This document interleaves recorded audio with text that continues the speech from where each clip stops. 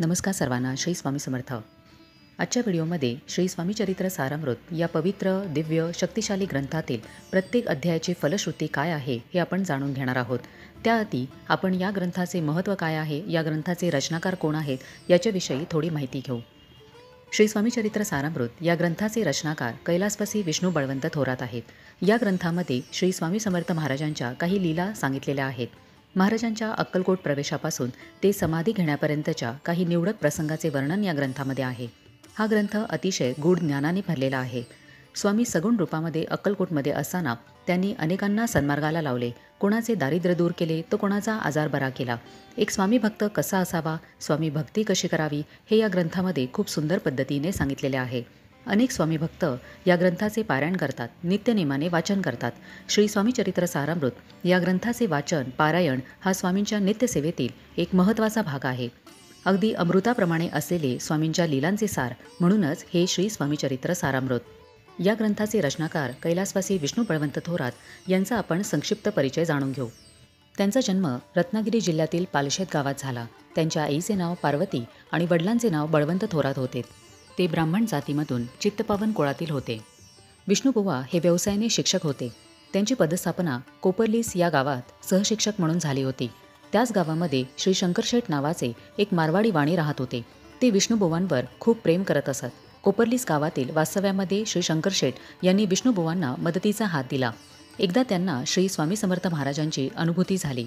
त्यामुळे ते नित्यनेमाने महाराजांची पूजा अर्चना करत असत. त्यांना असे वाटले की त्यांनी महाराजांबद्दल खूप ऐकले आहे, पण त्यांचे चरित्र मात्र काही ऐकलेले नाही.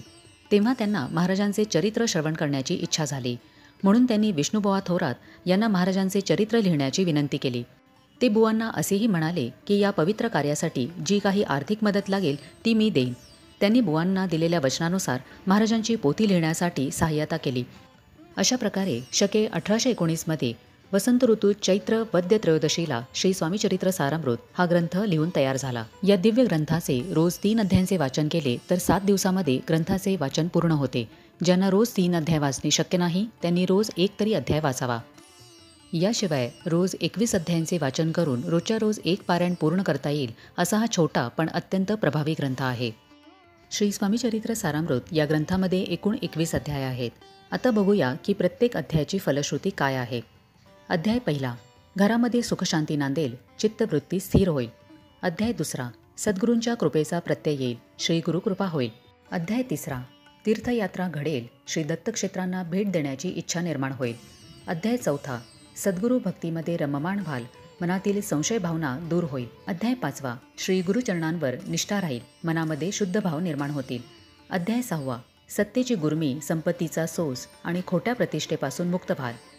अध्याय सातवा, मनाचा अहंभाव नाहीसा होईल, परमेश्वराविषयीची श्रद्धा वाढेल. अध्याय आठवा, बाहेरची बाधा नाहीशी होईल, पूर्वकर्मांचा त्रास होणार नाही. अध्याय नववा, परोपकारी वृत्ती बनेल, हातून दानधर्म घडतील.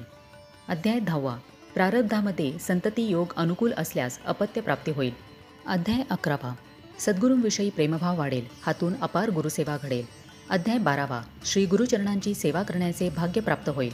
अध्याय 13वा, सद्गुरूंच्या नामस्मरणामध्ये सातत्याने वाढ होत राहील. अध्याय 14वा, मनाला सतत सद्गुरूंच्या सगुण भक्तीची ओढ लागेल. अध्याय 15वा, प्रापंचिक अडचणी दूर होतील, सौख्य आणि निरोगी आरोग्य लाभेल. अध्याय 16वा, सद्गुरूंवरील भक्तिप्रेमामध्ये रुची निर्माण होऊन मनस्वास्थ्य लाभेल.